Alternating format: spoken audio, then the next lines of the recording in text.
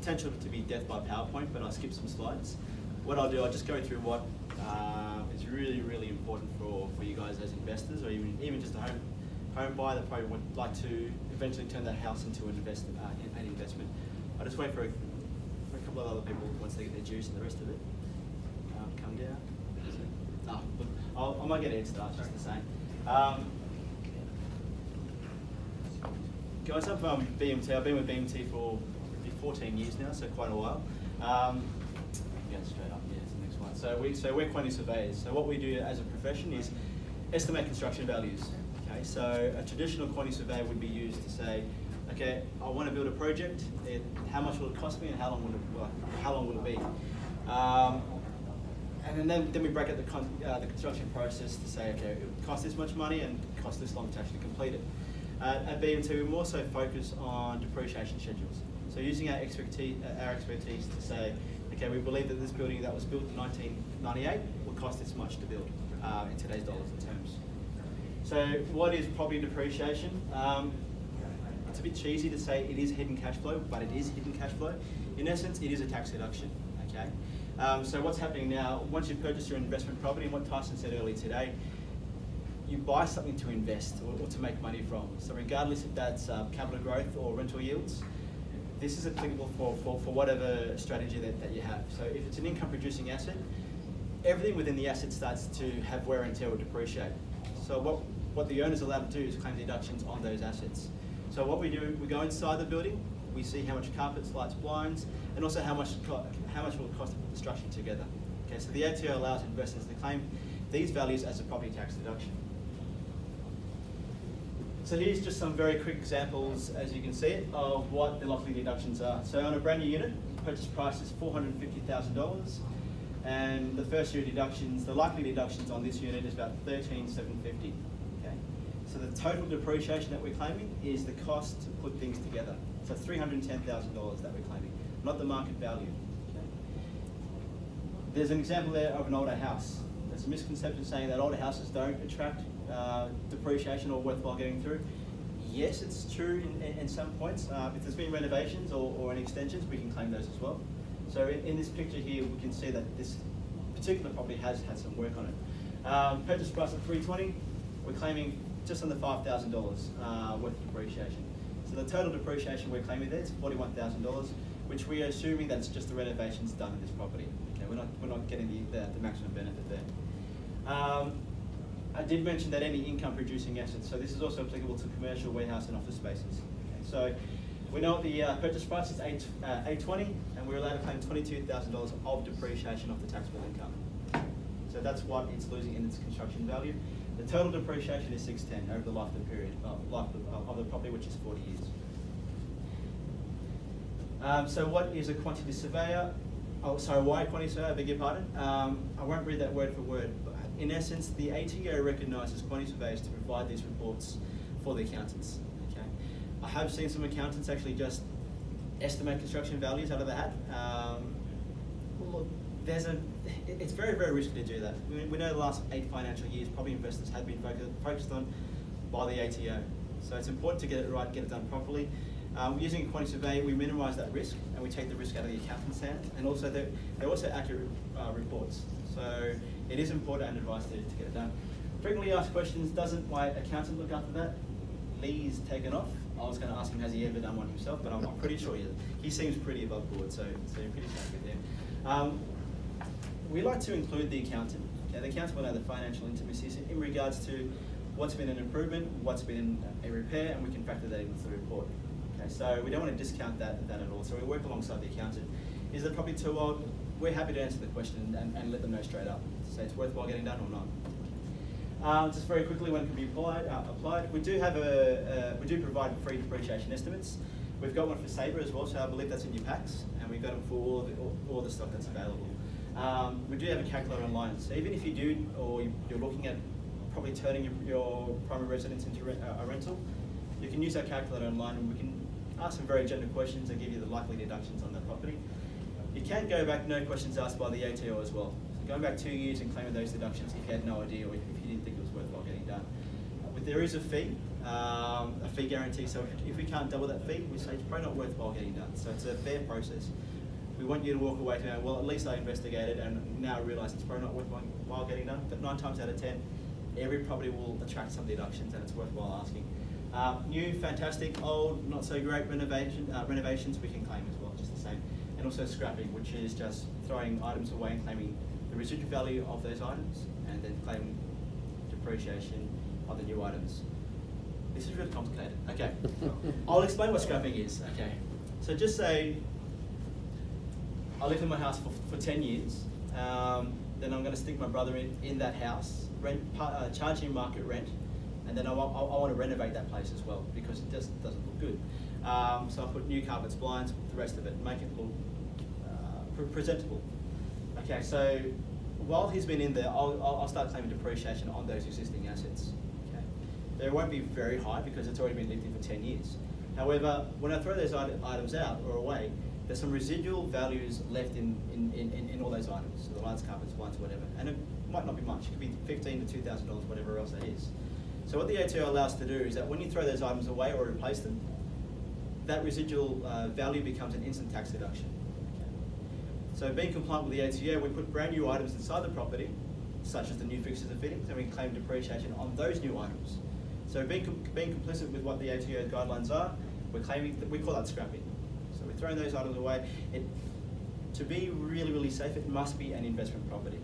We say that because the guidelines are a little bit ambiguous, but to keep everything above board, it must be an investment property. So market rent's being collected, a tenant's in there, and then you can start those renovations. I say my younger brother because he'll be very happy to put up with a bathroom renovation, while other people won't be, so that's why. Thank you. Just very quickly, I won't read that word for word, but any income producing asset. So look, we've got there warehouses, retail, office spaces, restaurants, cafes, hotels and motels. Okay. There's a couple of ways to claim, well, there's 2 components of claiming depreciation. Okay, the first component is your write-off allowance. Just very quickly.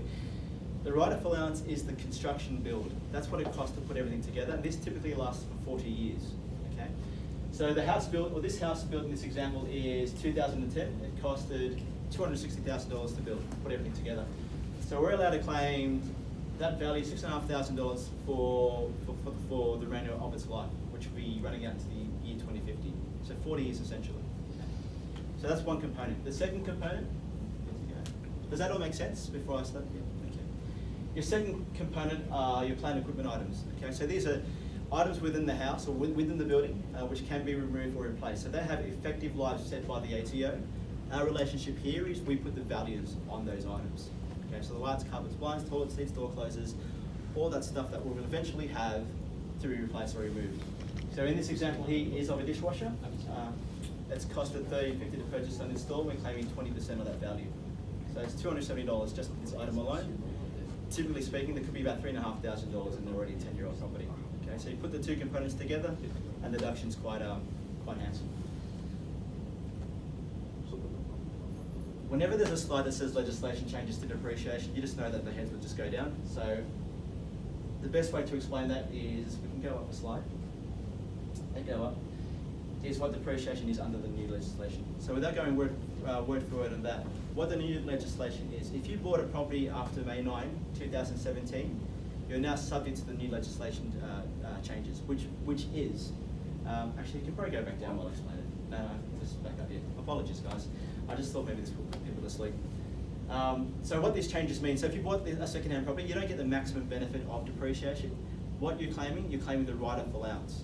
Okay, that 2.5%, as I touched on before, that 40 years of that 2.5% of its construction figure. Alrighty. Legally, we're not allowed to claim depreciation on the fixtures and fittings because that's not part of the new legislation. Properties that are unaffected by this legislation are commercial properties and brand new properties. Okay. So if it's brand new stock, they get the maximum benefit. Commercial properties also get the maximum benefit of depreciation. That's how that works there. If there's been a renovation done by the current owner and it is a second-hand property, we can claim the depreciation on all the new items as long as that property has been rented out. And that's very, very strict. We say that, it's ambiguous in the guidelines, but we like to say that to keep everyone above that line from the ATO. So here's an example of how it works. Okay, so Rafa just purchased a brand new unit, lucky him, $700,000 it costed, then he came to us and then we found $14,500 worth of depreciation. So that's the unit and everything, and the building that the unit is sitting inside.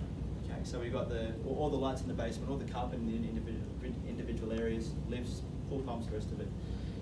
So over the 5-year period, he's claiming just under $60,000 worth of deductions. Okay, and then I'm lucky enough to buy that unit off him. Unfortunately, the capital growth didn't go too well, but it's the same price, so we got to work on that. Look, we're not claiming the maximum benefit. Okay, so once again, we're not claiming the fixtures and fittings. Keep in touch. But what we are claiming is just the write-off allowance, which is $8,200. Thanks again. Appreciate it. See you guys. So look, those deductions are still there on brand new properties. Well, not brand new properties, but still second-hand properties. Yes, this is a couple of years old. On average, last financial year, we found $5,500 worth of deductions on second-hand properties, up to 10 years old or so. Okay, so those benefits are still there. Look, pretty much the more stuff inside the property, especially if it's brand new, the more deductions in the early years, the more fixtures and fittings. That's where we like to go on site and identify these fixtures and fittings and go from there on in. The process, I'm not getting a hurry on, we'll try and make it as easy as possible. We want to make sure those deductions are there. We do a full site inspection. 7 days after the site inspection is completed, the report will be pretty quick to receive. Once it's all said and done, you can hand it to the report, hand the report to the accountant, and start claiming those deductions. And keep going on. So just what's inside, FYI, there's a full total cost of depreciation in there. Everything's all itemised. A full 40 projection. The report itself is a 10-year projection. The only reason why there's a lot of zeros at the end of those 30 years, and a lot of them have been taken up. But if you want the remaining 30 years, that's included in the report.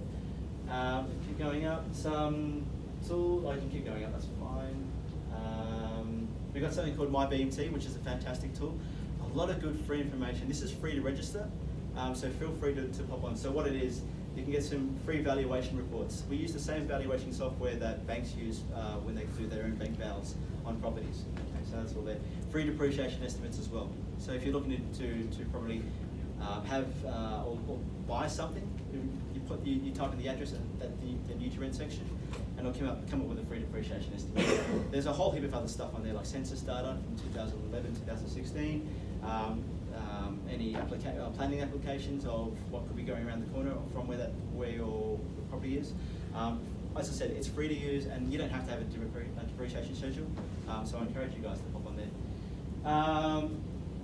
You can keep going up. So research, and this is just handy. I want to touch on this because everyone wants to buy property at some point. We have applications as well online. So depreciation app.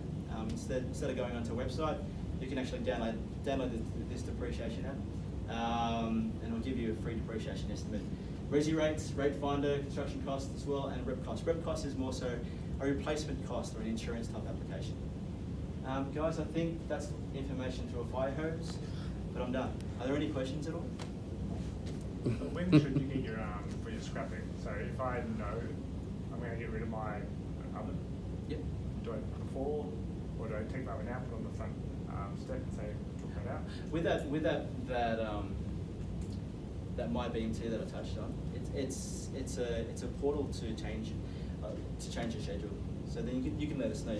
Provide a photo and say, I bought this and this is what I've done, and then we can actually amend those changes for you. And you can actually redline that with your accountant, or we can provide a scrapping schedule. Generally speaking, you have to also find the definition. What's a repair or what's a replacement? If repairs are an immediate tax deduction. Okay, so if you're replacing like for like, then there's no point really depreciating that figure over a period of time. Just replace like for like and get that back straight away in that financial year. Whereas if you're improving the aesthetics of the property, then they become a depreciable asset. So instead of that laminate chipboard bench top, you put quartz or whatever else, that would then be now depreciation. So it's generally speaking, if you've got large scale renovations, scrapping really works well. But if you're replacing one or two items, see if you can just replace like for like. That might be the best way to go. Yep.